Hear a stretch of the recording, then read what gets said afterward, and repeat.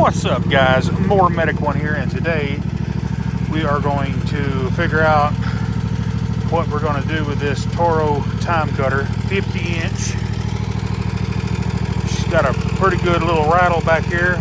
Sounds like the valves need to be adjusted. I'm going to turn the blades on and just listen to this deck rattle.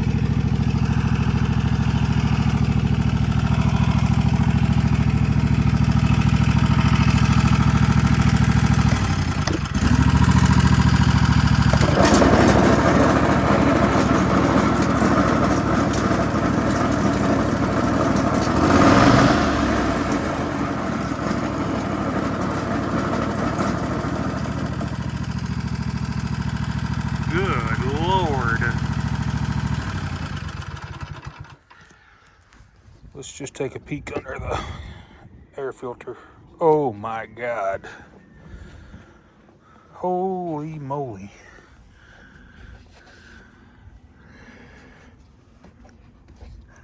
And I bet you that air filter is 150% clogged.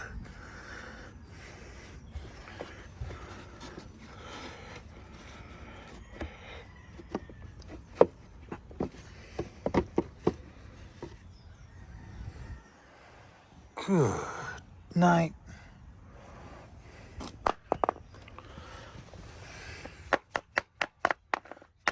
Holy bejeezers. My goodness. It's no wonder this thing don't run good. This thing has had zero maintenance. None at all. Somebody put the fuel filter on backwards. I checked the oil on it before I cranked it. It's got oil in it, but it's black. Look at that dipstick. See, whenever that dipstick turns from that yellow to that burnt brown, that is a tattletale sign, or a telltale sign that it's not got service. Both front tires are off the rim, flatter than a pancake. Customer stated that the choke wasn't working.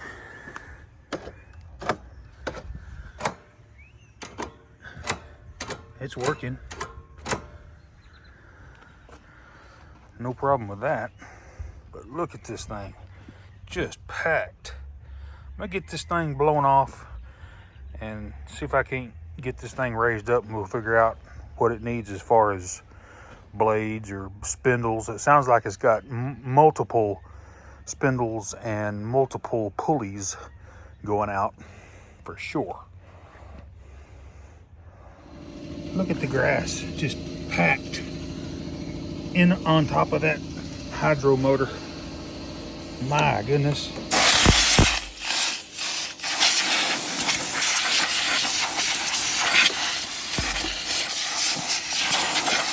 Man, look how packed that deck is. It's got 6 inches of just dried.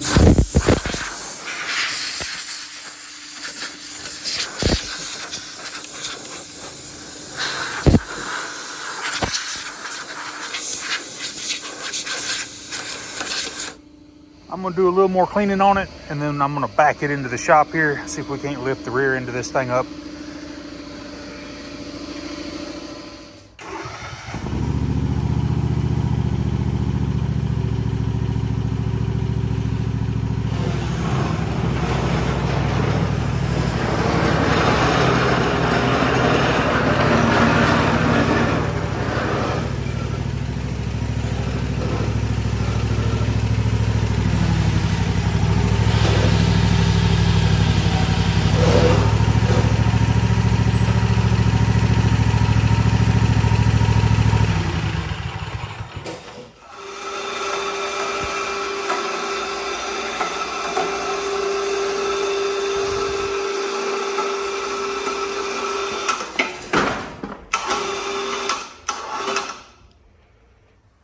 I can tell right away it's gonna need a new belt. Look how it's twisted. I'm gonna get this belt off of here so that we can spin these pulleys by hand, so we can listen to see if we got some bearings or whatnot going out. Slide this belt off. There we go. Let's see. That one seems to be okay. Go to the next one. Oh, there we go. That one is completely shelled out. No, the blade is not loose. The bearings are just completely shot. And then we'll check the other one down here.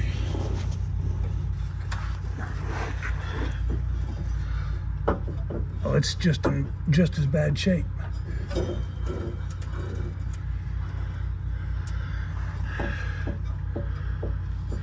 Oh yeah. So at a minimum, it's going to need 2 spindles. This one, like I said, seems to be pretty tight. It's okay, no noise at all.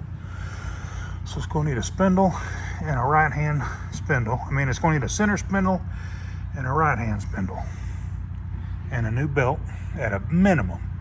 I'm going to go ahead and spin both of these idlers. Bearings gone on that one.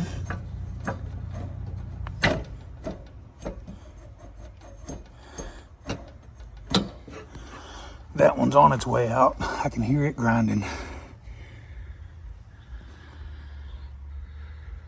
This is the FR691 Kawasaki engine, and basically the main reason for the video today is I want to show you guys how to adjust the valves on this, what they call a V-valve engine.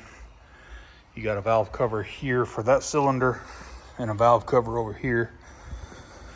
And the procedure is the same for whichever cylinder you're going to do. You're obviously going to adjust both cylinders, but just for clarity's sake, let's adjust this bank since it's easier to get to. Pretty straightforward. Take your screws out. They're just a 10 mil.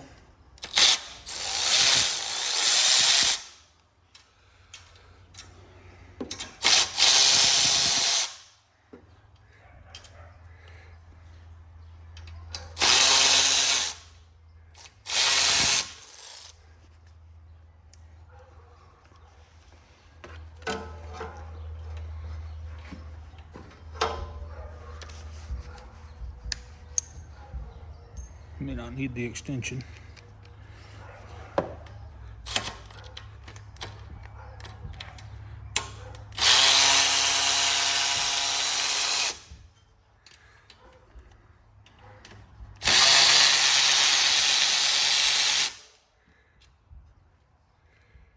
Get you a brass hammer and just give it a little love tap. And that's gonna expose our valves. I'm going to reach up underneath with a 5/8 socket and get right on that crank bolt. I'm going to turn this engine over to top dead center.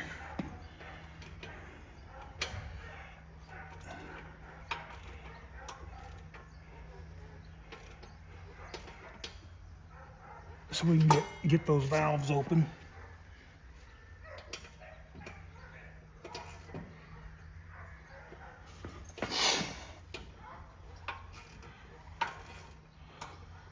There's the exhaust, intake,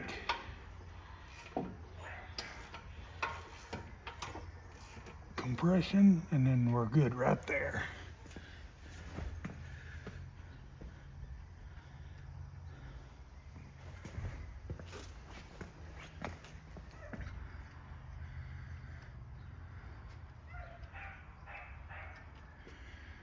Pretty loose.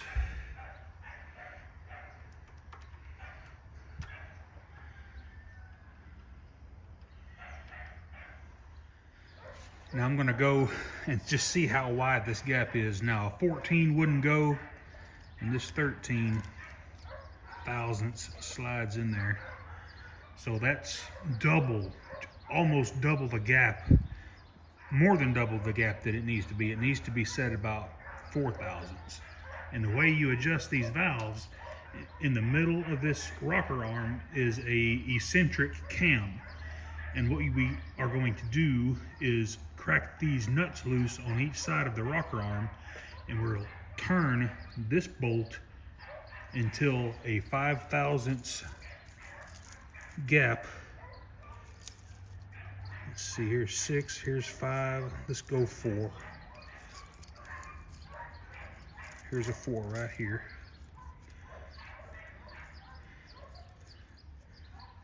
And I'll show you how to do this right now. So we got to get that 4 thousandths valve lash. Let me show you how to do it. Crack the nut loose. You don't have to back it off very much. Put your feeler gauge in between the valve stem and the rocker arm, and you're going to turn this, which is going to make this cam turn. And it's not going to take much.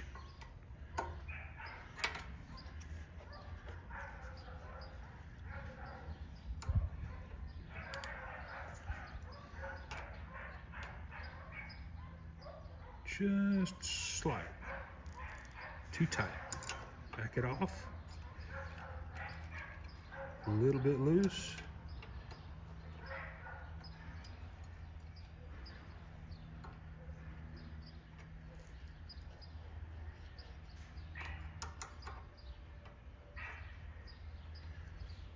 I like that right there. Just slight drag.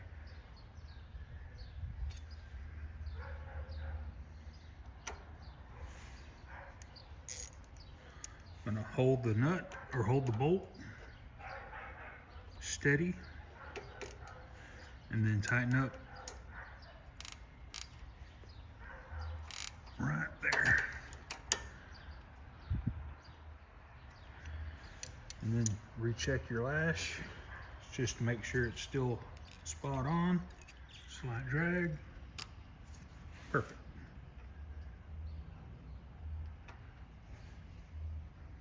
And repeat the process for the exhaust valve, and then reinstall your valve cover. Just slight drag, 4 thousandths. I like to retighten my valve covers by hand. Don't use an impact wrench.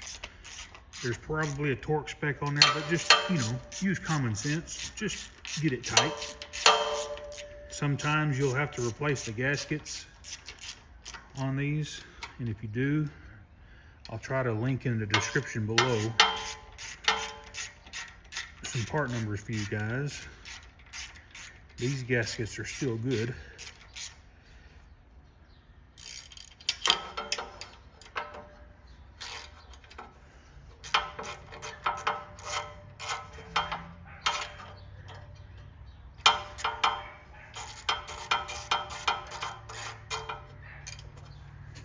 Big old hand out of the way.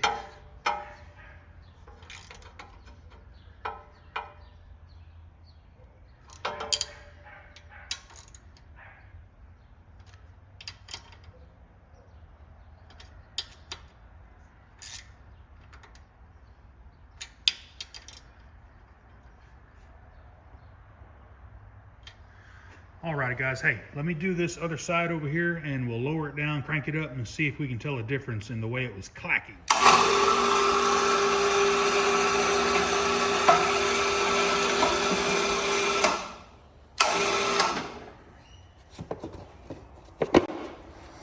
Now let's see what she sounds like.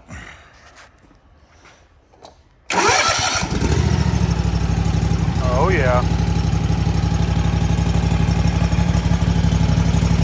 Way better. No noise. She's quiet as a church mouse now. Man, those valves are way out of adjustment.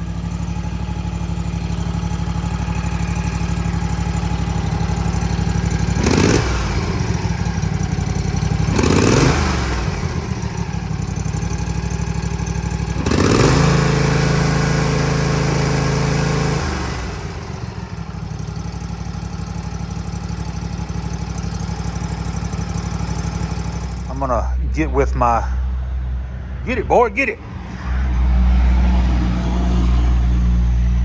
Golly. Let's run up and down my road and semi trucks going 50 miles per hour.